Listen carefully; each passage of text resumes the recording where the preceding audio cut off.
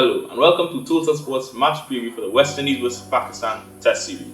My name is Christopher Bennett and I'll be your host today. Along with me today is Joash Webb, and we'll be covering what to expect going into the Test Series between the West Indies and Pakistan. We'll start with potential lineups and go from there. I have Craig Brathwaite, Jermaine Blackwood, Joshua De Silva, Nkrumah Bonner, Kyle Mayers, Jason Holder, Kemar Roach, Aljari Zola, Jadon Seals, and Rakeem Cornwall. But Christopher, I realized that you didn't mention Darren Bravo. Is it that he's not in the squad, or you do not expect him to be in the squad? As it stands, Darren has been sent home due to poor performances, so he's not going to be included in this series.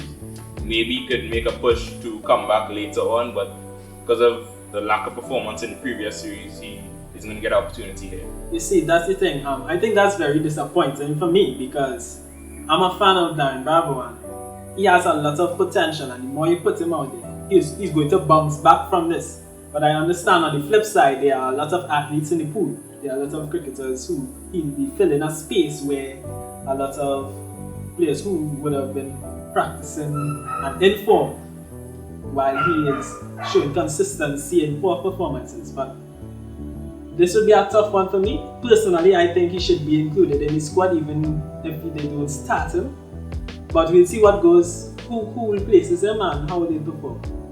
Yeah, I could understand how you'd be a little hesitant to drop Darren Bravo, because I think over the years he's proven himself. He has 8 Test hundreds, but I don't think as of right now he's at his best that he's to earn a place in the squad. His fielding has been lackluster at times. His batting isn't the best right now, and he doesn't bowl, so there's somebody you could bring into the side to replace him. I think Shamar Brooks right now, after his 100 in the practice match, should come into the series with a bit of new hope for the side and maybe give them that extra boost that they need to probably get the win against Pakistan. As you mentioned bowling there, you reminded me of Shannon Gabriel. And boy, I'm very disappointed that West Indies would be without such a key player in the squad. For me personally, he adds so much value bowling, and that's a tough one for us. It would be difficult to replace him, and I hope that West Indies replaces him well. How do you think you replace Shannon Gabriel? Well, in terms of replacing Shannon, I'm not sure we really could replace him. We don't have any guys in the squad right now who are able to bowl 140 plus. We have Alzari there, he bowls decent speed, but I don't think we have that 140 plus bowler besides O'Shea Thomas, who isn't included in the squad. So going into this series, I think we're going to be lacking on pace. I think Pakistan would take advantage of that because they are a side that generally has a lot of pace bowlers, so they're accustomed facing good fast bowling. And I don't think the medium pacers we have are going to scare them too much. So I think it should be interesting to see how our bowlers go about it without that guy who's an enforcer to really bowl that extra bit fast to get those wickets. Yeah. I know it's a lot of difference in pace with the two teams, and on a pitch, that tells a lot. The pitch actually affects how effective a team might be on the day. Sometimes he might beat slower bowlers, sometimes he might beat faster bowlers. So do you see this being an advantage or a disadvantage to West Indies based on the history of the pitch itself? Well, I see it being a major disadvantage given that Savannah Park is usually a wicket that takes a lot of pace. A lot of fast bowlers have done well there in the past. An example of this is Jason Holder, who has a 10-wicket match at this ground. He has 3 5-wicket hauls. I think it's going to be very interesting to see what West Indies do in terms of lacking that bit of pace.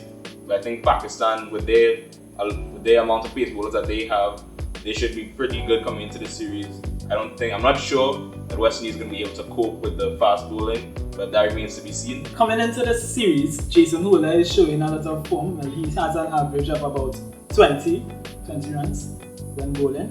So I expect that he would continue this form going into this series. Do you agree, or do you think that Jason Holder would be a key player in this series here? Yeah, I think he'll be a key player. He's a guy who's performed here before, averages 20 at this specific ground. I think coming into this, he could get a lot of wickets if he bowls line and length. Once the other guys around him don't give away too many runs, I think West Indies have a potential to win. But for me personally, I don't see them going on to win. Okay, so you don't see them going on to it. As you said that, so what do you see happening now? For me, I see Pakistan in terms of Yasir Shah, the leg spinner. I think he's going to dominate these guys. I don't see us playing leg spin very well in recent times. You're shocking me here. So how would this series end as in you're saying 2-0 to Pakistan? I think 2-0 to Pakistan. West Indies aren't capable right now of beating this Pakistan side. Chris, I would have to disagree. I completely disagree. I'm not going to say West Indies is going to win 2-0, but I think it would end with a draw. West Indies is going to show fight, especially as it would be in our hometown. So we are going to at least win the first one, similar to the last game where we won the first match against South Africa. Yeah, we won the first match, but we lost the rest after. I think we'd come out strong, but we wouldn't be able to hold that out for the second match. Yeah, I can understand you there. A draw is a reasonable result, but I just don't see West Indies beating this Pakistan side right now unless they get their batting in order. And a lot of these guys coming in, Jermaine Blackwood not in form, the Silver looks a bit shaky against fast bowling. Chris, I find you a little bit negative for my team, for my West Indies team. Let's look on the bright side now. What would you say are our strengths going forward? Our strengths would be that we have a decent bit of depth in the batting, because you have Rakeem Cornwall, you have Jason Holder, you have Ruston Chase there, and you have Alzari who could bat a little bit. Yeah. I think if we use that properly, and the guys at the top give them some cover and really battle the new ball, I think we can make some decent scores. Yeah. But in terms of consistency with the side, I'm not sure we are consistent enough to do that on a regular basis to get the results we need. So I agree with you. In terms of the consistency, we have the potential to actually do great things with West Indies. We have that pool of players, we have that potential, especially like Joshua De Silva. He's showing good promise since he's been in the squad. But what would you say are our weaknesses going forward?